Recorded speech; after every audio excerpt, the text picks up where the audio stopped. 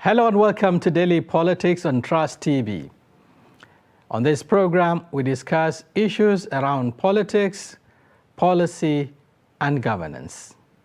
I am Shafiu Suleiman. Today on the platform, we'll be engaging some top spokespersons of the major political parties in Nigeria.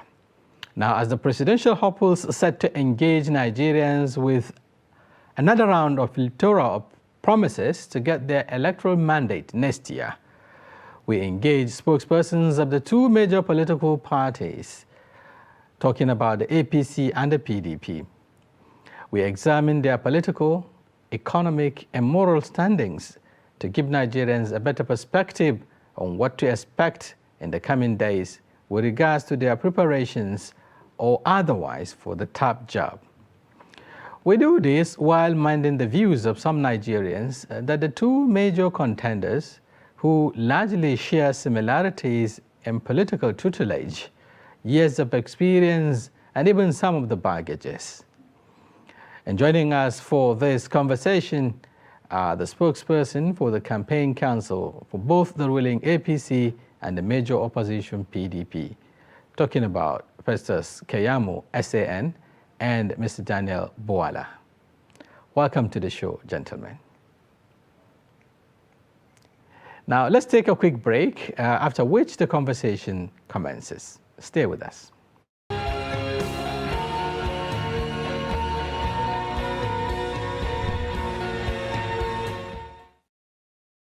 Thank you very much for staying with us. And today we're looking at 2023, the APC, PDP, and of course, Nigerians.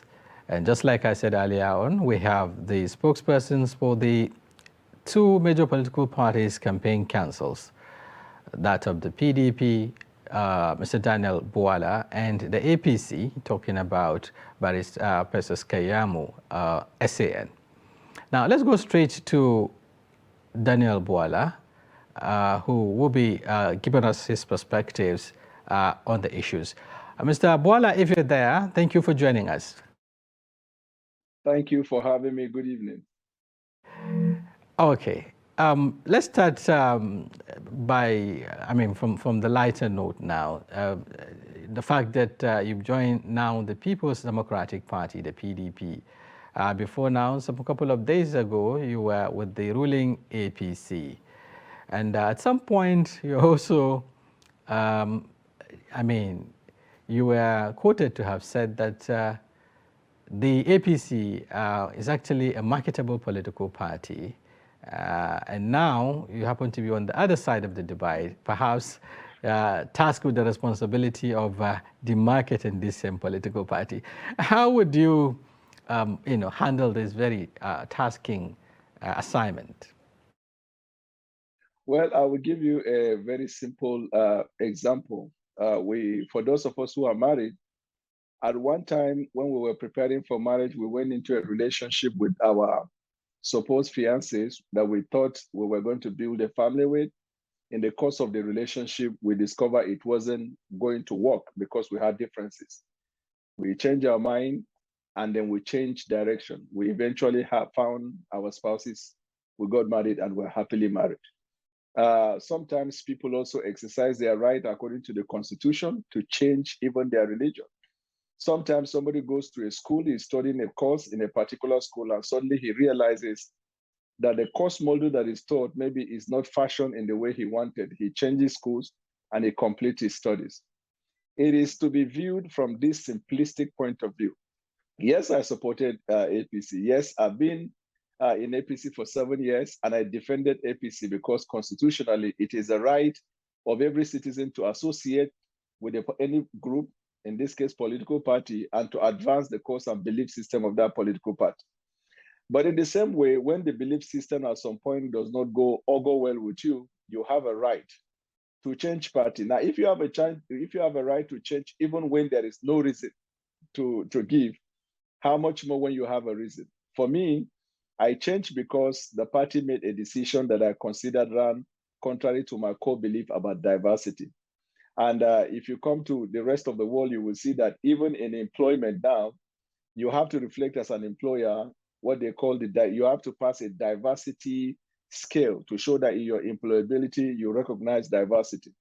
So I felt that it did not go well. And since I was promised by the flag bearer I was going to play a role of a marketer, I felt I couldn't continue to stay to market what I didn't believe in. And so I decided to change. But I didn't want to make it a drama because it's a personal decision. It may apply differently to another Christian elsewhere. And after that, I moved on. Unfortunately, some people felt that they could feed off of that. And I've continued to keep hitting on that as though that is the core reason why APC should not be voted for. Now, after I left, thankfully, I was appointed as a spokesman now for PDP. But if you recall, even from the way you put in what looked like your poster, you say spokesperson for Atiku presidential campaign. That means it's about Atiku, it's about his presidential campaign, it's about PDP, it's not about me. So that is why the focus now going forward, it's about the Atiku campaign. Except, of course, if you don't believe that somebody has a right to change direction in the course of his political activities. So much more you talked about the reason, talking about your moral suasion and of course your understanding of how to manage diversity. But some will say, what make it different from what you are currently marketing? Because if you are actually you left because of the same faith ticket, for instance, your principle also happened to emerge against the earlier notion that the PDP ticket will go to the South, and perhaps even against, some would say, the party part of the PDP guidelines, if you like. How would you respond to that? Okay, so in the case of that, first of all, the decisions were made before I joined, but as a politician, I'm not unaware of those facts. PDP as a political party, there were certain agitation amongst them at the beginning that power must be zoned to the South. Some of them invoke the provisions of their constitution to say that there is ground for the zoning of the party. The way they agreed is that if you have rule, then the next person to rule should be from another side.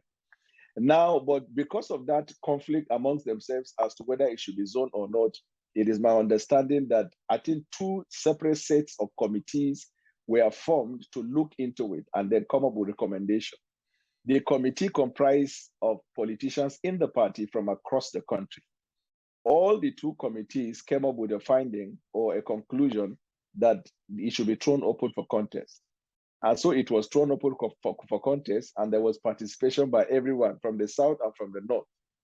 And the same way that there was participation, it could have gone either way. But in this case, thankfully, it went in the way of Atiku Abubakar. So as far as that one is concerned, there is no problem of diversity. There is no problem of lack of inclusion. Now, if you want to contrast it with APC, in the case of APC, there was no committee formed to look into the choice of the vice president into the choice of a flag bearer picking the vice president, because it is his prerogative. So there was no committee that you could say there was a committee, they reach a finding, and why are you leaving? No committee.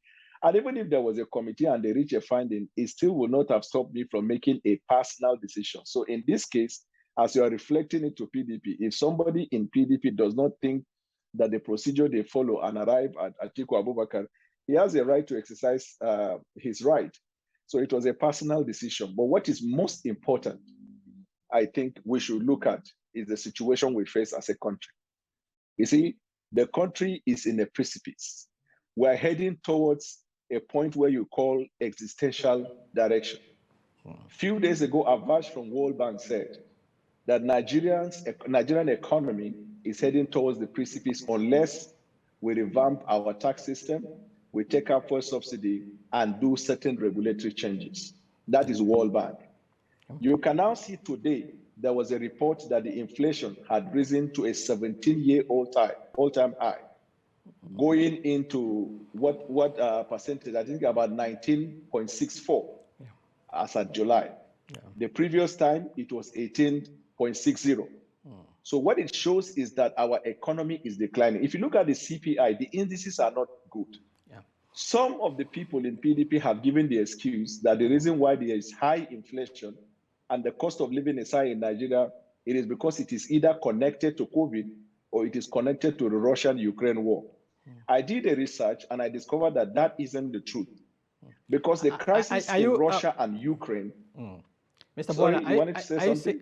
Are you saying that the Nigerian economy is insulated from this global shocks that we're talking about? Because if yes, you talk about inflation, which some would say food inflation generally, but it is also being witnessed in other economies. So it is not, exclusive to Nigeria. No, apples and oranges are not the same. And let me just tell you an example. The crisis in Russia, the crisis between Russia and Ukraine, affected the European countries, and inflation hit European countries. Why? Because most of the countries in Europe were beneficiaries of energy and gas from Russia. And most of their food products also came from Ukraine and some parts from Russia. So because of this crisis, there were short supply and a high demand. And that created a situation of inflation in the European countries. It is not, you don't apply that to Nigeria because it has been documented that the crisis between Russia and Ukraine has added to an increase in the oil in the international market. In other words, the crisis in Russia is supposed to benefit us economically because now we are having increase in the oil price on the international market. In fact, it is even projected that if this crisis continues, then by December of this year, the oil at the international market will sell between $150 to $200 per barrel.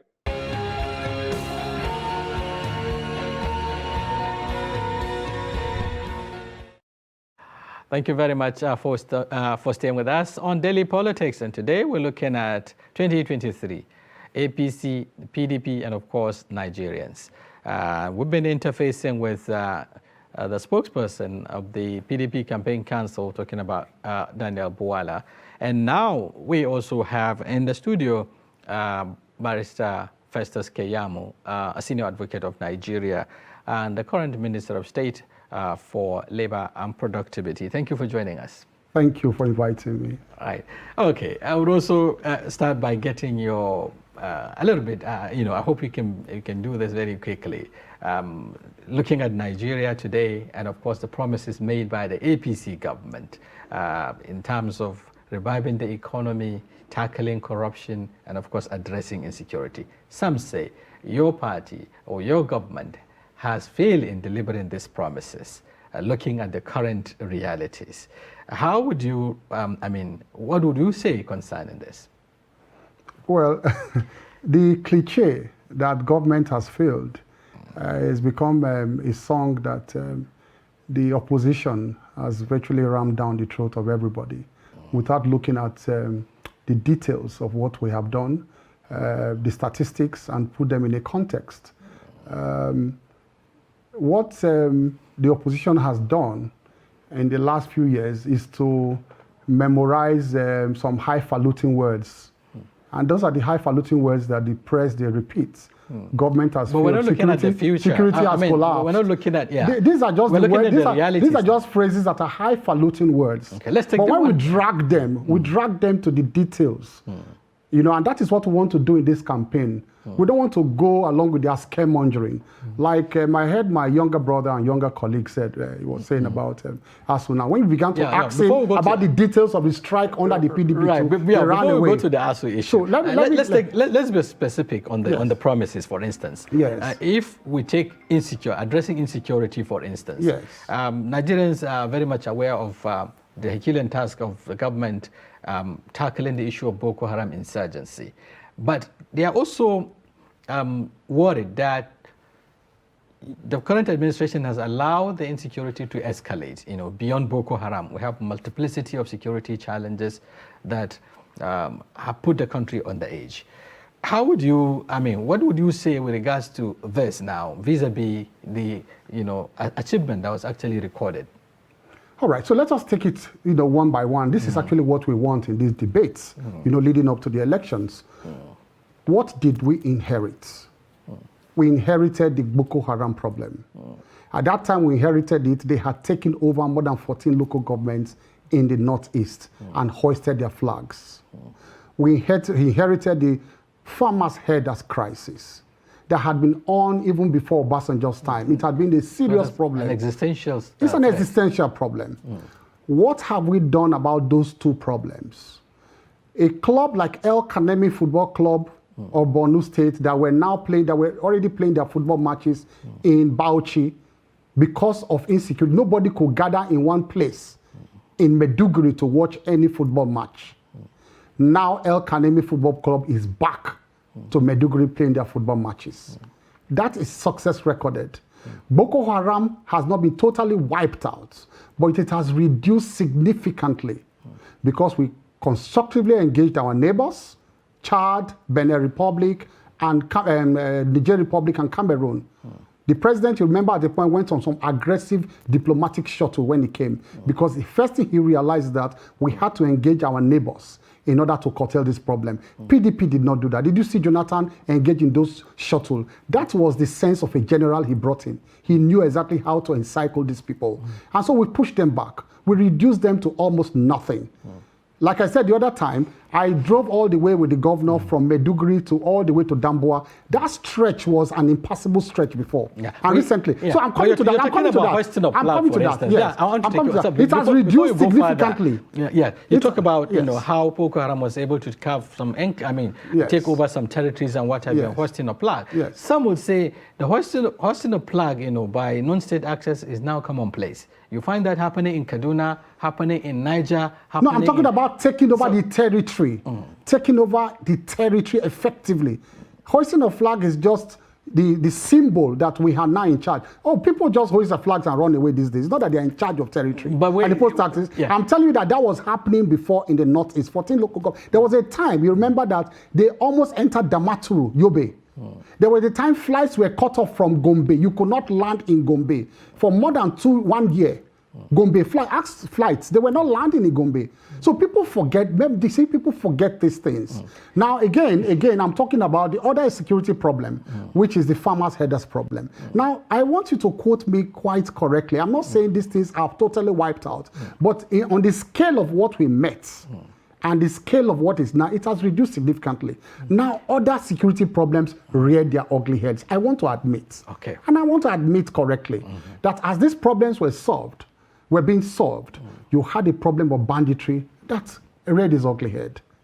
And then the problems of kidnapping that reared its ugly in the Northeast, in the Northwest. But don't forget that kidnapping is also not strange to us. But because to the northern part of the country, for instance. Because there was a time in the Southeast, under the PDP, kidnapping reached its peak in the Southeast, if you remember at that time. Now, this problem, like I said, when we met these other two problems, we did not, adopt a knee-jerk approach to these problems. We sat and mapped out a response. Hold on. We mapped out a response, and they have been reduced significantly. Government is now in the process of addressing these other problems. But when the opposition and the press keep parroting that phrase, government has failed, but we will not be here, hold on, we will not be here, sitting down here, if government has failed. So you also admit the fact that it is scaremongering. The security situation has escalated beyond It is scaremongering to use those words. I was looking recently, and I want people to please fact check me. I was looking recently at the World Terrorism Index. We have come down. We have gained significantly in the World Terrorism Index. But Nigeria is considered the third most terrorized country in the world. But in terms after of movement, Afghanistan and Iraq. But in terms of volume of terrorist activities, in the terms of volume, you see, most of these things, when you move up a scale, you don't use the scale to measure, because at times, some people, they gain faster than you. And so you'll be moving up a scale. Whereas you're making a gain. You're not listening to me. You're not listening to me. Yeah, I'm getting your point. Listen to my points first I'm making. Okay. I said when somebody moves up a scale, it does not mean that you are reducing or increasing. It means that other activities around you, perhaps, is making you move up and down the scale. But you may have gained yourself. Nigeria has gained in terms of the volume of terrorist activities around it. Go and look at it and fact check me.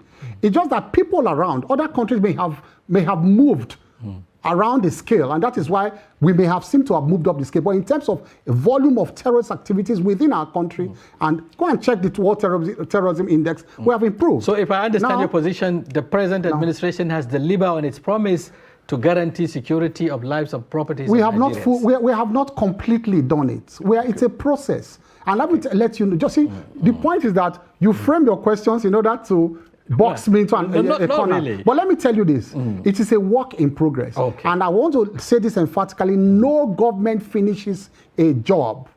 Government is a continuum. Okay. You take it to a reasonable extent and the next government will continue from there.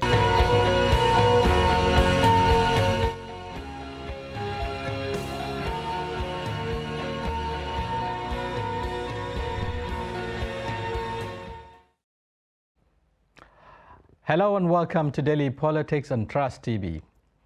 On this program, we discuss issues around politics, policy and governance. I am Shafiu Suleiman. Conservatively, northern Nigeria, which currently has 19 states out of the 36 states of the Federation, constitutes at least 60% of Nigeria's estimated 210 million population. It occupies around 250,000 square meters out of Nigeria's total landmass of 923,768 kilometers square, blessed with abundant human and natural resources, electoral strength enough to sway election outcome.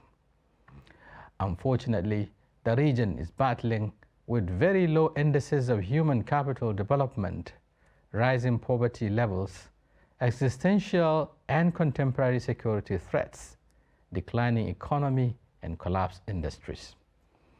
As we head towards the 2023 general elections, we ask, does northern Nigeria have a blueprint or agenda to address its nosediving economic and developmental indices? Who is pushing this agenda, and how would it resonate with those aspiring to lead the country? How these change the very negative trajectory and repositions the region in the context of a larger Nigerian project.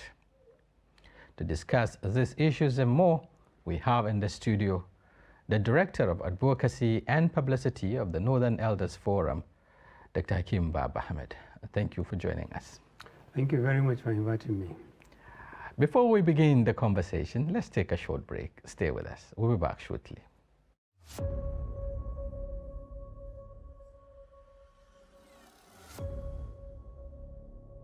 With me today is the Governor of Kano State, His Excellency Dr. Umar Abdullahi Ganduji. First of all, I have to congratulate you, the Media Trust, that has given birth to the Daily Trust. And now the Media Trust is giving another birth to Trust TV. My guest today is the Executive Governor of Plateau State, His Excellency Simon Bako Lalong. Thank you very much, and also opportunity, and I congratulate you for introducing the television because Daily Trust has always been my people. Thank you very much, Your Excellency. Thank you.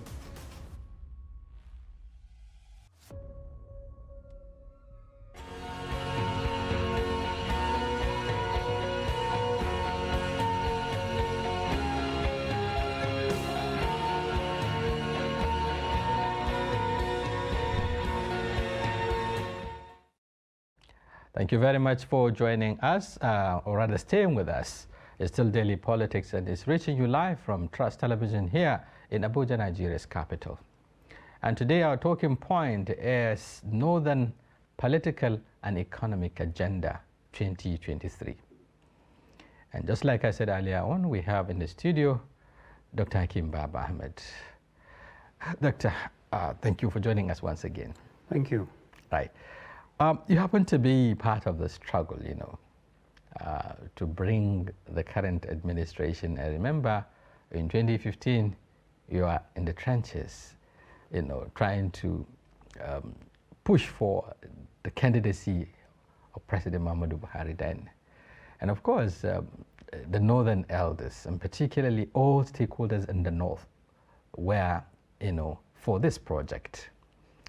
And of course, if you are in a position to do a costs and benefit kind of analysis, what would you say with regards to the position of the North within the context of Nigeria in the last 7 years or so?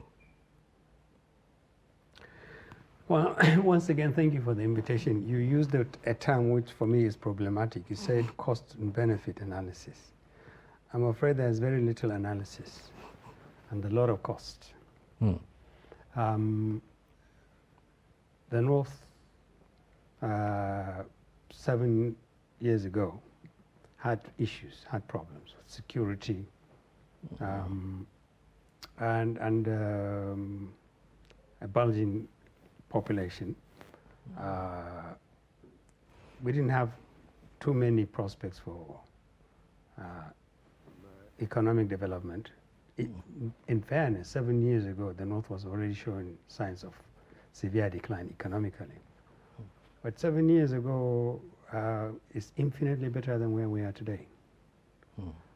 We elected, as you said, Northern Elders Forum was in the front line of the campaign to put President Buhari in office. We believed that he was going to turn the fortunes of Nigeria and the North around. We had no doubt that he was going to be the solution to Boko Haram. We just thought Jonathan was weak-willed and just weak as a leader. And President Buhari was a former general, a tough man, intolerant of corruption, had persistently asked Nigerians to trust him, 2003, 2007, 2011. And finally we thought, let's throw our weight behind him and see if we can get that. And we didn't. Today, quite possibly 20–25% of Northerners have been or are being displaced from where they live. Agriculture and animal husbandry, which are the foundations of the northern economy, and forestry, are severely threatened. Our economy is completely gone. The Nigerian economy is collapsing, but the northern economy is virtually gone. There's hardly any production going on. Consumption is being threatened by a huge growing population. We have very weak political leadership. Outside government houses, you don't have a northern political elite. Not the same that we used to have. That is, I'm talking about people who are not necessarily in power or out of it, but the kind of people who decided what happened, custodians of what is northern interest. How do you protect it? How do you preserve it? How do you relate with the rest of Nigeria on the basis of that northern interest? It doesn't exist anymore. Okay, before we go to the subnationals, we're talking about the central government. Is it a matter of representation or a matter of absence of blueprint or absence of what was to be done, perhaps to change the negative trajectory you talked about even before the emergence of this administration? Where was the problem? I think the problem was that nobody really understood that President Buhari thought his becoming president was enough to solve Nigeria's problem. I think even he believed that once he was president of Nigeria, the rest was going to be details.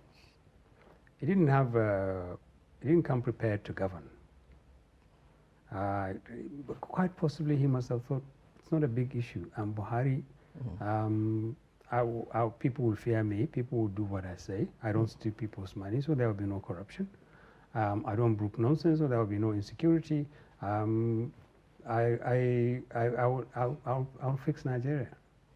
Because I was involved in the campaign at the last stages of the campaign.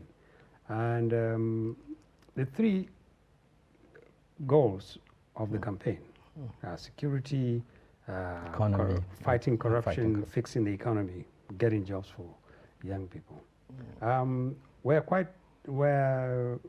were the issues that dominated yes, the campaigns. But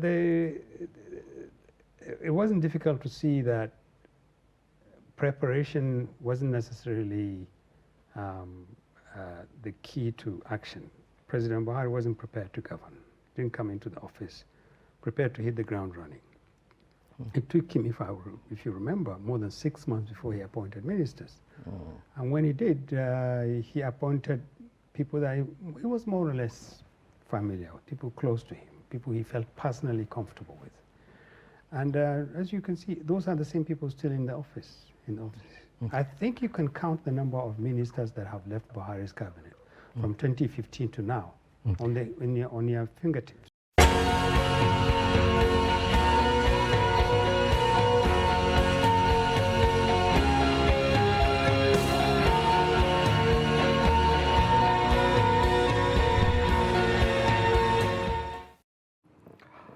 Hello and welcome to Daily Politics on Trust TV.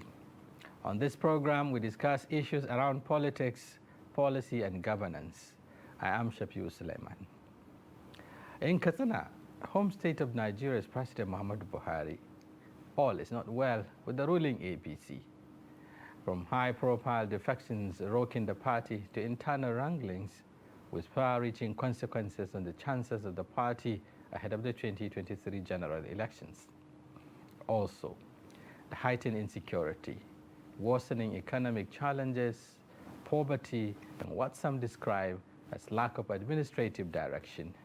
The ruling APC appears to be going into the 2023 race with minimal chances, despite having the incumbency advantage. Joining us to discuss what the future holds for the party in the state, or for the APC in the state, and of course, the emerging political parties, is Honorable Babangida Ibrahim Mahuta. He is the member representing Malumfashi Kafur Federal Constituency in the House of Representatives. He's also the current senatorial candidate for the Katsina South, talking about the Funtua zone. Thank you for joining us. Yeah, okay. Okay, but before we commence our discussions, we have to take a short break. Stay with us.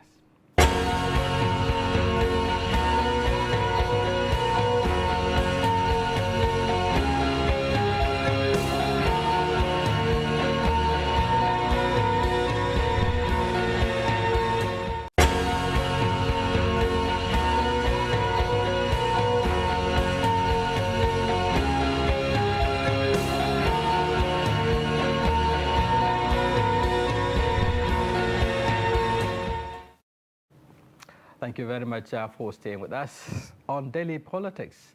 And today our talking point, especially on the first part of this show, is of course the crisis rocking the All Progressives Congress in Katsina State and the emerging political parties, and the chances ahead of 2023 elections.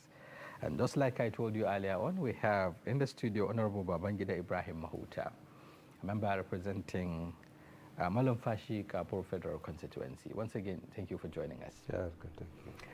Right. Just like I earlier introduced, Katsina is home state to President Muhammadu Buhari, the current president of Nigeria, who happens to be, come from the All Progressives Congress. Before now, you would say that almost the entire structure, if you like, and those elected officers in Katsina were actually of the APC. But then things started changing, and shortly we're beginning to see high-profile defection, including yours. You were with the party before you now switch, camp to the NNPP. What happened? Why did you decide to defect from the ruling party? Actually, you see, politics is about the people. People join politics for different purposes. Right. We join politics to serve our people. And we do so, we have to appreciate the fact that the people have the say. Now, what makes up to pull out of the APC is lack of fairness. Because in every process, the process has to be transparent. The process has to be people-based. And that's the more reason why they said, allow people to make their choice. But in a situation where the people, the leadership, that are supposed to ensure that the due process is followed, are the same people that want to ensure that the mandate of the people is not allowed. On Friday, when we were supposed to conduct our primaries, we were supposed to start the primary election around 10 a.m. But in my federal constituency, we could not start until 8:30 p.m. Why? Because all the delegates were taken hostage. All the delegates were taken hostage. We could not assess them up to 8:30 in the evening. That's a serious allegation. It's not a serious allegation. Taking hostage. Yeah, because if somebody that you cannot assess, we cannot assess them. And they are forcefully converged in a place. That is hostage taking. Because it's against their will. You hold people for 11 hours trying to force them to vote somebody you want to against their own wish. That's taking hostage. Now, let me finish.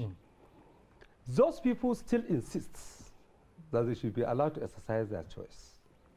We started the primary election around 8:30 p.m. As at that time, every local government in Katsina State have concluded their primaries. Fortunately, or I can say unfortunately, we started first word, second thought, then there was a heavy rainstorm. So the primary could not continue. The election was rescheduled to Sunday. We said no problem. But unfortunately and surprisingly, an election that commenced on Friday with accredited list of delegates.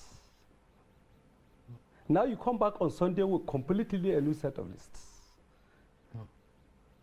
So why did you get the lists? Because you have realized no matter what they did, they are going to lose the election.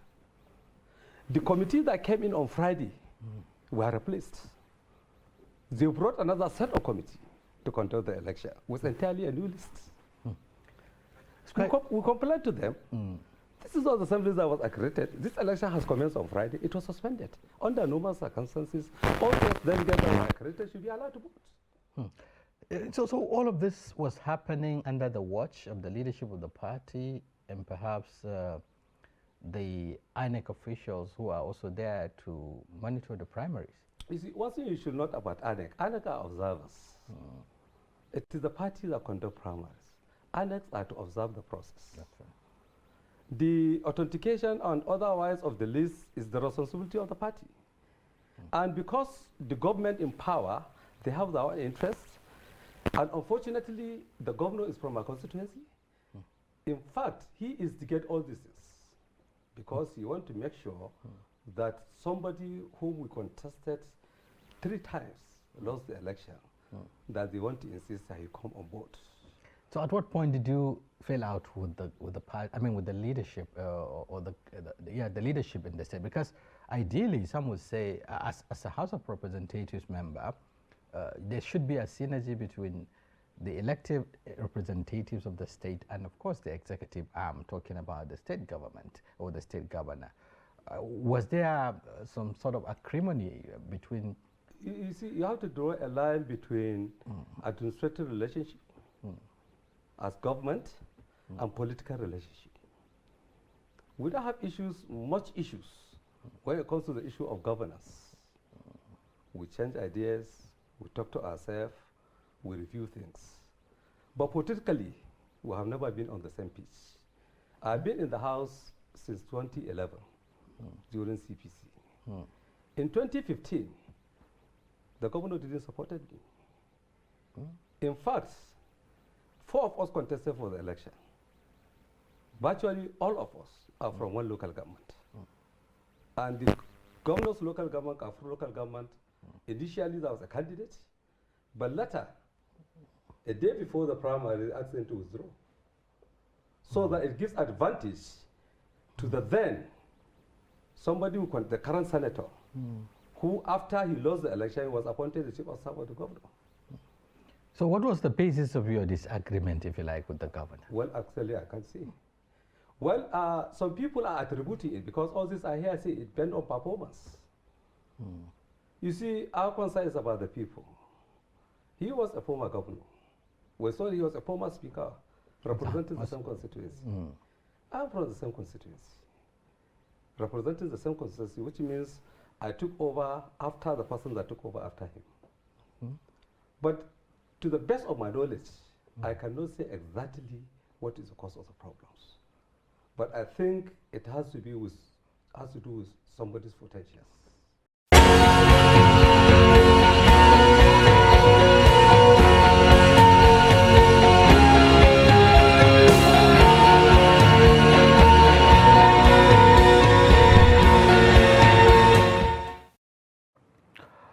Hello and welcome to Daily Politics on Trust TV. On this program, we discuss issues around politics, policy and governance. I am Shafiu Suleiman. President Muhammadu Buhari's administration came to power in 2015 with a promise to address the Boko Haram insurgency at that time, to improve the nation's economy and aggressively fight corruption. 7 years and counting. How has this administration fared in delivering on these key promises? Is Nigeria now better off when compared with where it was in 2015? To provide answers to this, we have in the studio the Senior Special Assistant to President Muhammadu Buhari on Media and Publicity, Malam Garba Shehu. Welcome to the program. Thank you for this privilege. Right. Okay, before we commence the discussion, we'll take a short break. Stay with us.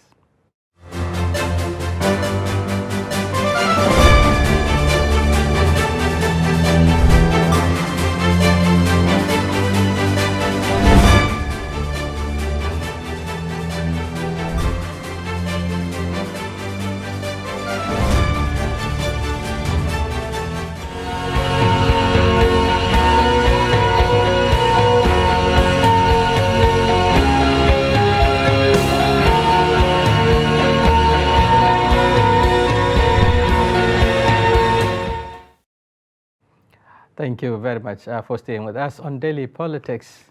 And today, our talking point is President Muhammadu Buhari's government in retrospect. And we have in the studio, just like I said earlier, the Senior Special Assistant to President Muhammadu Buhari on Media and Publicity, Malam Garba Shehu.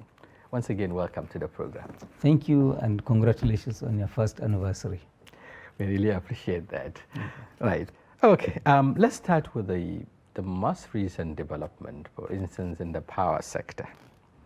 There has been issues around, the frequent grid collapse. This one was actually strike-induced, so to speak, the one that happened just recently. It was said to be as a result of some challenges around the high cost of diesel and so on, the PMS and so on. How is the government finding this disturbing scenario, looking at the fact that power is very critical to sustaining economic development? Some of these technical incidents are sad and unfortunate because they tend to take away from the massive strides that the administration has achieved. As we speak today, this administration has been able to raise generation capacity to between 15 to 16 megawatts. No, 15 to 16,000 megawatts. Right, that's it. This wasn't so when the administration came in. It hovered at about 4 to 5, and actual delivery at about 2,500 megawatts. So the problem we have in the country today is between that massive amount of, how to deliver that massive amount of power to the consumer, to our homes, to factories. So transmission has significantly improved also, because we are talking about between 7,000 to 8,000 megawatts capacity. That's transmission? Yes. Okay. But the offtake is where the problem is. Yes. Because you know that part of, you know, the value chain has been sold 100% Private sector. Private sector. Of course, government is a minority shareholder with the power to sanction, as was invoked recently in a number of discourse. However, I guess the sense we have is that the discourse heavily fortified by the law, protected. They are not able to generate the kind of investment that is needed, for instance, to provide meters. And because government insists they must pay for power that they take, and they, for their part, they don't have the meter and how to collect back money from consumers. So they decline to take power. So it's an ironic situation. Massive amount of power available, no off-takers, because DISCO will not accept power. Because they're lacking the capacity also to absorb. To absorb and pay. So recent incidents you mentioned, the minister, a very competent minister we have, has spoken on a number of issues. There are technical issues and sabotage.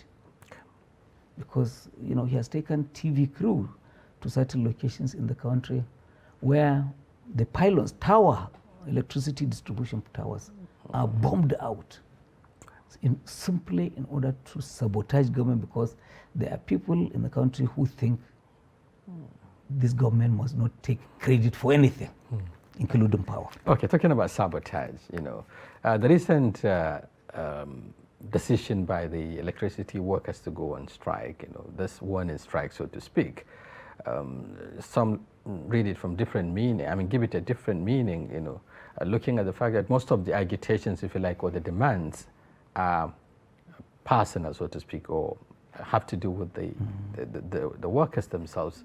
And then again, there are also people who felt that to avoid some of these challenges, for instance, the shutdown yesterday was set up cost government 3 billion naira or so just yesterday. Now, there are people who are suggesting the need to decentralize this grid so that to address this sort of monopoly. How is government keying into some of this thinking?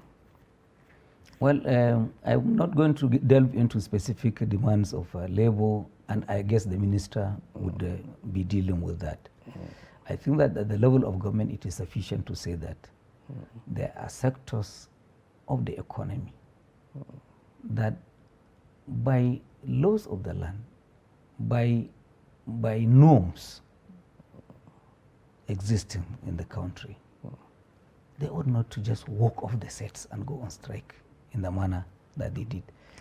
I'm glad that it was short-lived, and then they called it off soon thereafter. However, the damage has been done. We're talking about 3 billion naira. Oh, of course, yes. Well, we don't know how they will deal with it. You know, you see how the government is dealing with some other sectors. The recent, position of the government is that existing law, which says if you don't work, you don't get paid, would be applied stiffly. And I'm not suggesting this I don't want to get involved with the electricity workers and so on, but I think that I know you contemplated that. There is a resolution by government to really make strike unattractive. Right. Oh, okay. Still talking, because it's part of the economy we're talking about. I know that the government, when it came on board, is also looking at the best way to improve on the generation, just like you said, and perhaps even creating more outlets where distribution can be obtained. The concept around the AKK, that is the Ajakuta Kaduna-Kano pipeline project was said to have been conceived to be able to power, certain power generation, power plants. For instance, the one running in, they're supposed to take up in Kudandan, somewhere in Kaduna, to power the Kakuri industrial layout, and also to supply gas to be able to also revive industries around the hubs of Funtua and Kano. And there is a serious concern now that this project might not see the light of the day. The fact that the investors are moving out, or the financiers, those providing the funds, have decided to backtrack. Is the government worried about this? Because it has significant impact on the issue of improving the economy. Well, so they brought in so many things, and I want to say, first of all, let me say that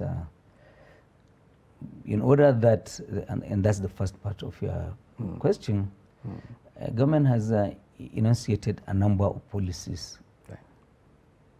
including that the willing buyer, willing seller, practice in the power sector. Right.